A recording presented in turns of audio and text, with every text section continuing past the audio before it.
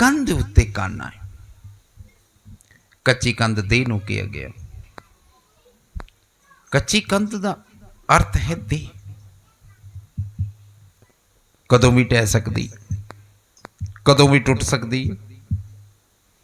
कच्ची कंध उत्ते काना है, मिलना ते रब नूं है, तेरा प्यार बहाना है। ये जो संगीत नृत्य कुछ न कुछ हमारे जीवन की पुकार, संगीत भी ऐसे नहीं फूटता, इको को नेवल क्रिएट करती है। जब भी हमारी नाभि से, यदि एक बात आपको आज टिप्स बताऊं, जैन फकीरों का बहुत ही अच्छा टिप्स है ये। यदि हम अपनी श्वास को, केवल श्वास को नाभि तक ले जाएं, आपने छोटे बच्चे को, बालक को देखा हुआ सोते हुए, उसकी श्वास नाभि से चलती है। नाभि को कहते हैं वो जैन फकीर तंदेन, तंदेन। यदि आती श्वास को आप नेवल से देख लो और जाती श्वास को, इसको कईयों ने सोहंगम मार कहा, सोहम कहा, इसको ज्योत निरंजन निरंकार ओमकार सतनाम सोहम कहा, इसको किसी ने तन निरंकार में तेरी शरण तू मेरी शरण कहा, इसको किसी ने ओम नमः भगवते वासुदेवाय गोपी बल्लवाय, कुछ भी कोई भी कुछ न कुछ बोलता रह रहा। लेकिन ये जो श्वास है, जब हमारी नेवल क्रिएट करती है तो ये होती है इको। क्या होती? इको। इको मैंने नाद। इको मीन्स अनहद धुन, नेवल क्रिएटेड इको।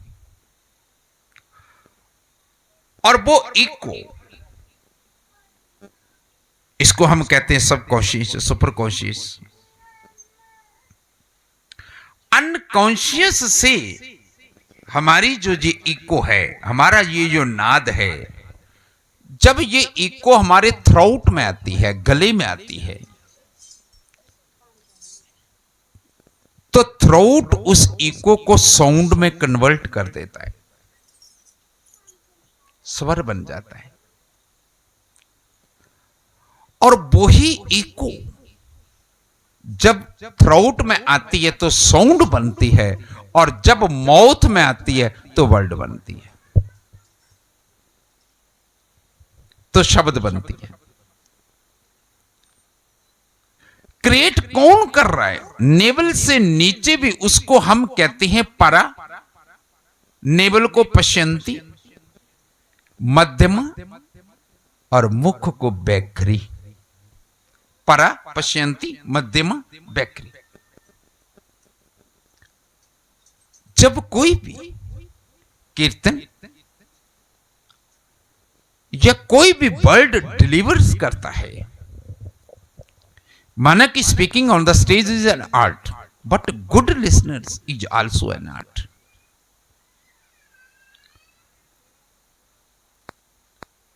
आपके भीतर इसकी जो रिसेप्टिविटी है, या यूं कहूं कि जो भी शब्द डिलीवर हो रहे, आप उनको कंसीव करिए। आपके पास कंसेप्शन पावर होनी चाहिए। बोलने वाले की तो मजबूरी है कि उसको कुछ बोलना है। वो अपने नाद को, नेवल से उठे नाद को थ्रोट में साउंड में कन्वर्ट करता है, और साउंड वर्ल्ड में कन्वर्ट होती है। ये तो मुझे करना पड़ रहा है। आपको क्या करना है कि उस वर्ड को, शब्द को साउंड बनाना है, और साउंड आपकी नेवल पर इको बनकर गिरे। मेरी बात समझ आ रही क्या? असल बात तो यही है, असल में प्रैक्टिकल तो यही है। बाकी तो थ्योरेटिकल है, थ्योरी है। और थ्योरी का आपको पता नहीं चलेगा, थ्योरेटिकल का आपको, प्रैक्टिकल इन चीजों का जब होता है। इसी को James says, the foolish man seeks the happiness in the distance but wise man grows it under his feet.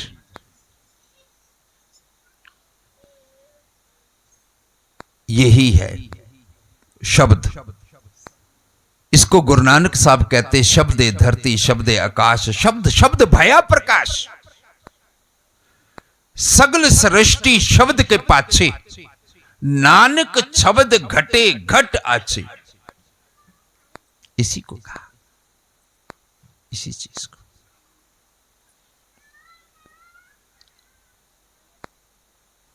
इसी को शब्द ब्रह्म है। जब ये चेतना की कमान पर चलता है तो अज्ञान का भंजन कर देता है। जब चेतना की कमान पर चलेगा तब अज्ञान का भंजन करेगा, अज्ञान को मिटाएगा।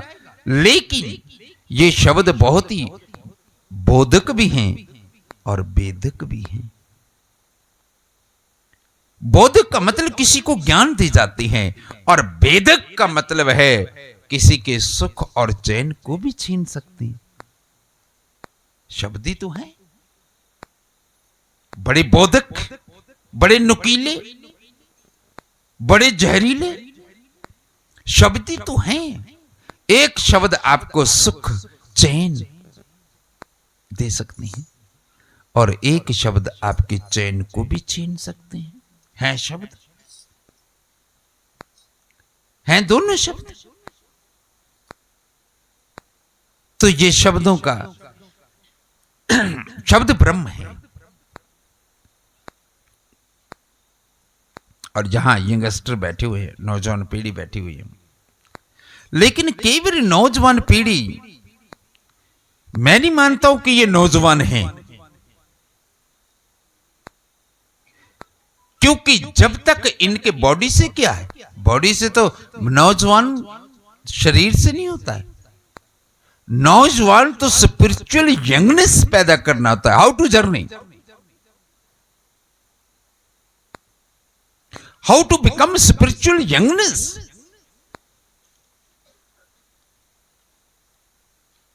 शरीर से कोई ऐसा ना ना ना, जो आत्मा से सदा ताजे होते हैं, मन से सदा जवान होते हैं। एक्चुअली स्पिरिचुअल यंगनेस तो वही है।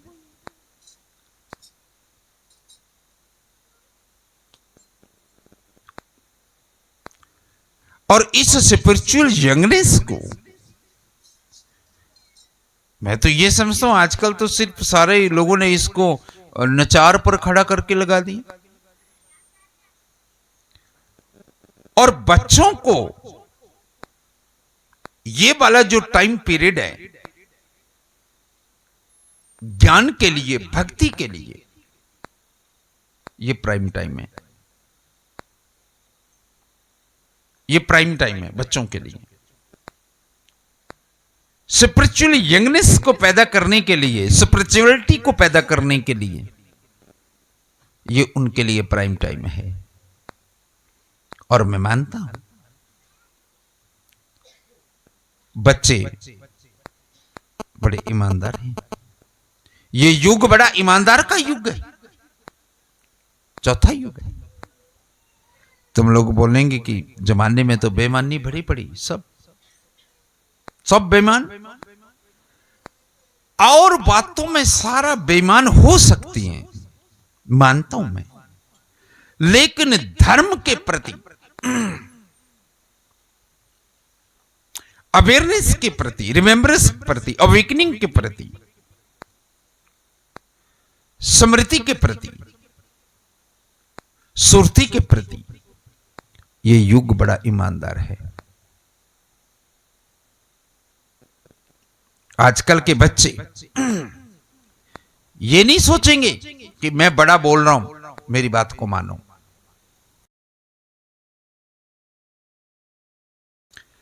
अंधे को हम कितने कह दें कि शरद की पूर्णिमा का चांद है, तारे हैं। अंधा मान सकता है पर अंधा जान नहीं सकता। मानना और जानना ये दोनों अलग बातें हैं। और बच्चे कहते हैं कि पहले हम जानेंगे तब मानेंगे। वो ठीक कह रहे हैं, वो धर्म के प्रति ईमानदार है। उनके अंदर जो रिलीजन, कल्चर एंड वर्शिप, ये तीनों एक हैं। रिलीजन अलग बात नहीं है। इंग्लिश के शब्द बड़े संकुचित होते हैं। रिलीजन का मतलब रिगियर, रिगियर, और रिगियर का मतलब लगभग लगभग योग को ही रिगियर कहते हैं। तो तीनों चीजें जब जुड़े, रिलीजन, कल्चर एंड वर्शिप, तो बच्चों में ये जागरूकता रहनी चाहिए। बच्चों में ये स्पिरिचुअल यंगनेस की खोज, रिसर्च। अब मैं आपको कहूं, आओ भीतर दिया जल रहा है, आप और भीतर का दिया जल ही रहा सबका। आप मेरे साथ भीतर आए और दिए को देखा। अब मुझे बताओ, तुम्हें कहना पड़ेगा मुझे कि मान? कहेंगे अजीब पागल है। जब मैंने स्वयं देख लिया, अब कहने का क्या मतलब है? अब तो मैंने दृष्टा हो गया, मैंने देख लिया, अब तो मानूंगा ही। तो अंधे को समझाने की कोशिश मत करो कि तू मान, तू मान, तू मान। शास्त्र कहता, सदगुरु कहते हैं, तुम अंधे की चिकित्सा कर दो, तुम अंधे को आंख दे दो। उसकी जो आंख में पड़ा जल धूल का कण, पहाड़ तो सामने खड़ा है, लेकिन हमारी आंखों में जब धूल का कण पड़ जाता है, आंखें धुंधली हो जाती हैं और पहाड़ ओझल हो जाता है। हमारी जो विजिबिलिटी है वो बहुत ज्यादा फर्क नहीं है, केवल इतना का अंतर है कि हमारी आंख में बाहर का धूलकण चल गया है, उसको हटाते ही आंख साफ हो जाएगी, निर्मल हो जाएगी और सामने पहाड़ तुम्हें दिखेगा। मैंने छोटी सी कहानी सुनी कि परमात्मा ने, ध्यान देना, परमात्मा ने 83,99,999 योनियां बना दी। अब एक बची, पहले बना दी। जब एक बची तो उसने मनुष्य को बना दिया, तुम्हें बना दिया, आदमी को बना दिया। और जब से पहले परमात्मा खुश, पूरी प्रकृति के साथ आनंदित, जब से उसने आदमी बनाया तब से वो चैन की नींद नहीं सोया। और मैंने तो यहां तक सुना है कि वो नींद की गोली लिए बिना उसको नींद आती नहीं। हमारे बीच में रहता था परमात्मा, क्योंकि अब पिता तो बच्चों के बीच में ही रहेगा ना, वो कहां रहेगा, हमारे साथ ही रहता था। लेकिन लोगों ने तंग कर दिया। अब जैसे फसल का मौसम है, बरसात आ जाए तो लोग कहें तेरा अंबर फूट जाए, तुझे आग लग जाए। वो दुखी हो गया, कहता इनकी सुनू या और जीवों की सुनी, वो तो बारिश मांग रहे। कोई कहता दिन बड़ा बनाता, कोई कहता छोटा बनाता, कोई कहता रात इतनी क्यों बनाई, कोई कुछ बड़ा तंग आ गया। परमात्मा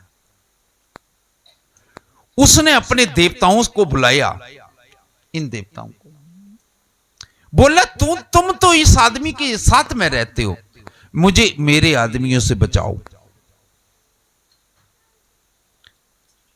जैसे कई बार मैं कह देता हूं कि मुझे मेरे चेलों से बचाओ।